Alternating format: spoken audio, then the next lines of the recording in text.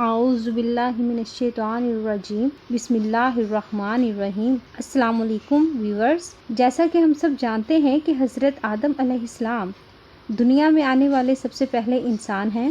آج ہم آپ کو حضرت آدم علیہ السلام کے بارے میں بہت کچھ بتانے جا رہے ہیں۔ ان کا قد کتنا تھا، عمر کتنی تھی، کس جگہ پر انہیں اتارا گیا، کس جگہ پر ان کا انتقال ہوا اور ان کا جنازہ کس نے پڑھایا، قبر کہاں پہ ہیں، نقش قدم کہاں پر ہیں اور کتنے صحائف ان پر نازل ہوئے۔ جی ہاں، یہ ساری انفارمیشن آج آپ کو اسی ویڈیو میں ملنے والی ہے، سو بنے رہیں آخر تک ہمارے ساتھ۔ لیکن اس سے پہلے اگر آپ نے میرے چینل کو سبسکرائب نہیں کیا تو جلدی سے کر لیں اور بیل آئیکن کو بھی پریس کر دیں تاکہ ہم ملتے رہیں اور ایک دوسرے کو گرو کرنے میں ایک دوسرے کی مدد کرتے رہیں۔ اللہ تعالیٰ نے فرشتوں کو حکم دیا کہ زمین سے مٹی لے کر آؤ۔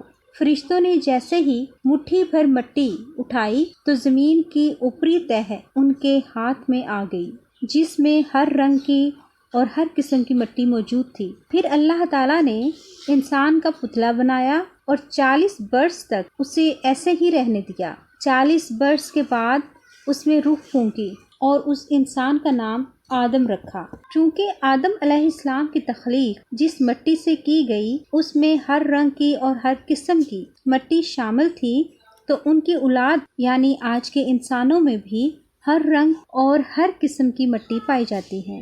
اللہ تعالیٰ نے جمعے کے دن حضرت آدم علیہ السلام میں روح پھونکی، جس کی وجہ سے جمعے کا دن مبارک قرار دیا گیا۔ اللہ تعالیٰ نے آدم علیہ السلام کو اپنا خلیفہ بنایا اور فرشتوں کو حکم دیا کہ حضرت آدم علیہ السلام کو سجدہ کریں۔ تمام فرشتوں نے اللہ کے حکم کی تعمیل کی، مگر شیطان مردود نے اپنے تکبر اور حسد کی بنا پر انسان کو سجدہ نہ کیا اور ہمیشہ کے لیے انسان کا اور اللہ کا دشمن قرار دے دیا گیا اور حضرت آدم علیہ السلام کو جنت میں اتار دیا گیا۔ یہاں پہ کئی مفسرین میں اختلاف پایا جاتا ہے کہ اماں حوا کو جنت میں حضرت آدم علیہ السلام کا ساتھی بنایا گیا یا آسمان پر۔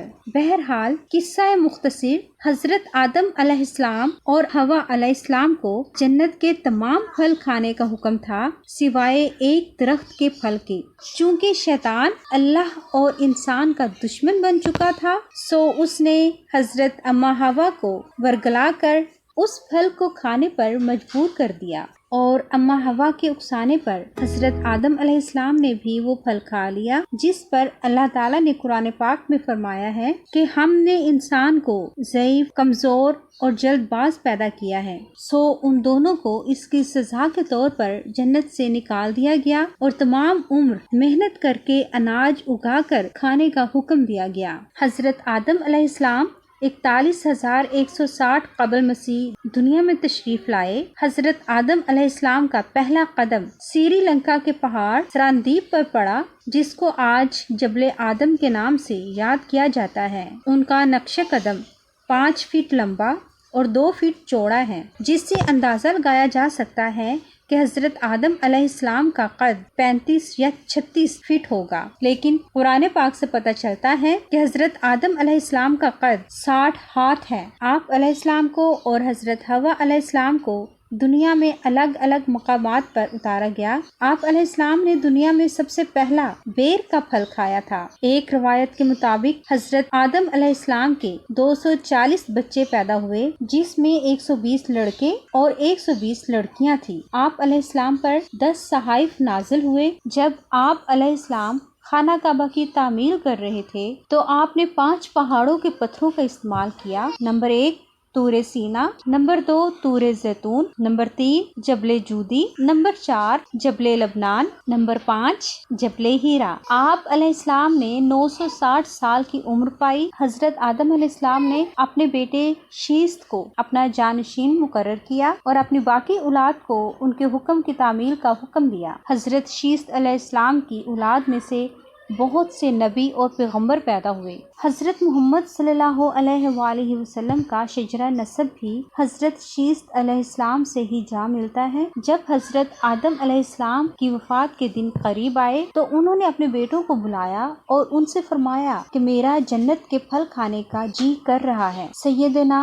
آدم علیہ السلام کے بیٹے جنت کے پھلوں کی تلاش کو نکلے تو راستے میں فرشتے آتے ہوئے ملے۔ ان فرشتوں کے پاس حضرت آدم علیہ السلام کا کفن مبارک اور حنوط نامی خوشبو تھی جو جنت سے لائے تھے۔ جب فرشتے حضرت آدم علیہ السلام کے پاس پہنچے تو حضرت اما حوا نے انہیں پہچان لیا اور حضرت آدم علیہ السلام سے لپٹ گئی۔ تو حضرت آدم علیہ السلام نے فرمایا، پیچھے ہو جاؤ، پہلے بھی مجھ پر ایک مصیبت تمہاری وجہ سے ہی آئی تھی، اب مجھے ان فرشتوں کے ساتھ اپنے رب کے پاس جانے دو۔ پھر فرشتوں نے آپ علیہ السلام کی روح مبارک کو قبض کیا اور آپ کے جسم مبارک کو خوشبو لگا کر کفن پہنایا گیا۔ اس کے بعد فرشتوں نے آپ علیہ السلام کی قبر کو تیار کیا اور آپ علیہ السلام کی نماز جنازہ جو حضرت جبرائیل علیہ السلام نے پڑھائی تھی، اس کے بعد آپ علیہ السلام کو قبر میں اتار کر اوپر سے مٹی ڈال دی گئی۔ تب سے مردوں کی تدفین کا یہی طریقہ مقرر کیا گیا۔ حضرت آدم علیہ السلام کی تدفین کہاں کی گئی، اس کے لیے 4 روایات پائی جاتی ہیں۔